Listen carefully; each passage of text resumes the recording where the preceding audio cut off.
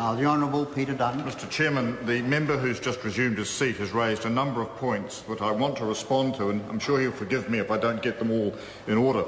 Can I start with the last one first, the question about the change in the livestock regime that we foreshadowed in an announcement today? His analysis of the problem is correct, and one of the reasons why we're going to have a look at this is precisely the situation that he described to the House. But, Mr Chairman, I want to remind the House that what we're doing is the normal way of addressing these changes. We will issue an issues paper which will lead to some decisions being made. There'd probably then be, I would imagine, either a discussion paper or draft legislation to follow. But the member should take it from me as a very clear indication that this is not an area that's just being looked at for the sake of it. There is an issue there that needs to be addressed, and we are keen to address it. Now, that leads me back to the question about the material that was in the media yesterday relating to the amount of tax paid or not paid by dairy farmers. And as I said at the time, this was a shoddy piece of reporting because, and I think the member partially acknowledges this, it was a case of apples and pears. Let me explain some of the reason why. We have a self-assessment tax system, and when people put in their tax returns, they describe their occupation. A number of people described themselves as dairy farmers. That led to the categorisation of those people and the amount of tax that was attributed to them, around $26 million from memory. But if the member was to look down the table, he would have seen that there was another category, effectively the other, which had $1.5 billion of tax assessed in that. And a lot of the people in that category would be dairy farmers or other farmers who would simply describe themselves as farmers or agricultural businesses or whatever, so it becomes a classification issue. There's also the issue that was raised about the distinction between taxing on turnover and taxing on income, and I don't want to canvass that point any further because it's been well canvassed to date. Let me come back to the other questions that the member raised relating to the status, in effect, of Part 1 of the bill in relation to the changes made in Part 2. And I see from the wry smile on his face, he knows the answer as well as I do.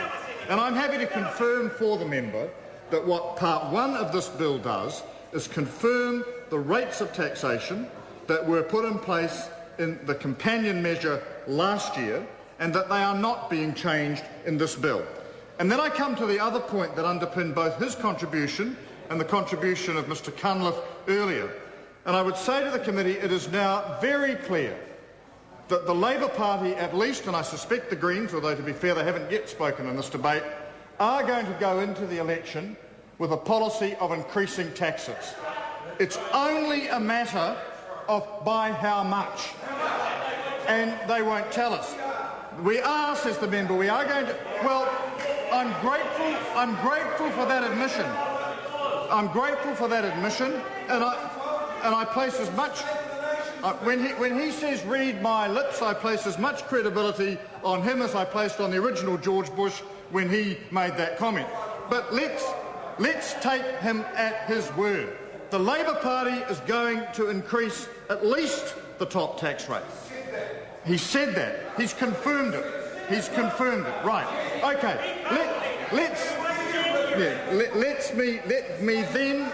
Let me then work through the consequences of that, and this is where I come back to the points raised by Mr Parker.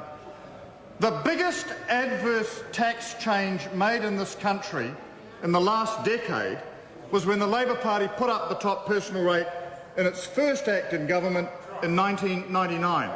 And what that did was trigger off the explosion in the growth of LAQCs, the explosion in the growth of family trusts for tax avoidance purposes, the explosion in the whole raft of people trying to define their income as being something else to minimise it in respect of their tax obligations.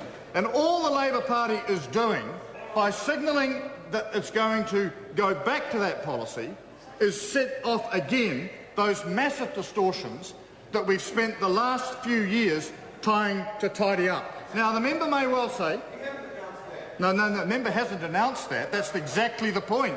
That is the consequence of his actions. He knows it because he was part of a government that actually started the process of trying to unwind the problem.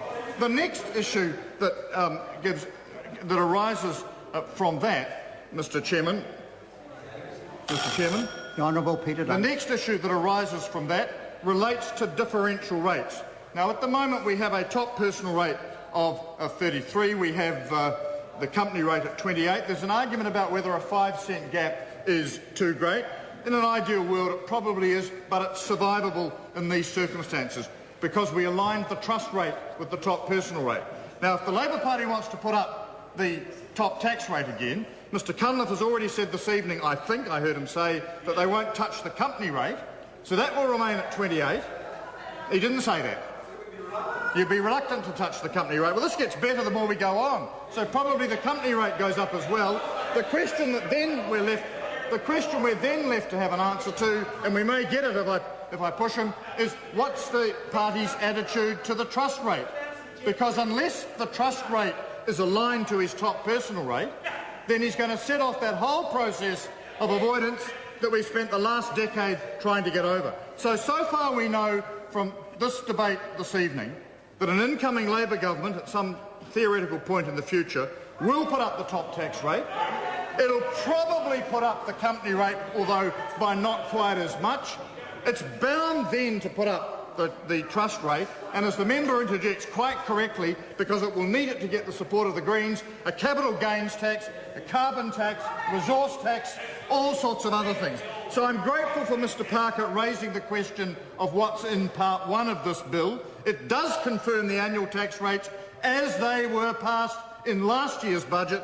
We have no intention of changing those. I'm delighted that we've now confirmed just about everything's on the table to be increased if the Labor Party gets into power. I call Stuart Nash. Thank you very much, Mr Chair.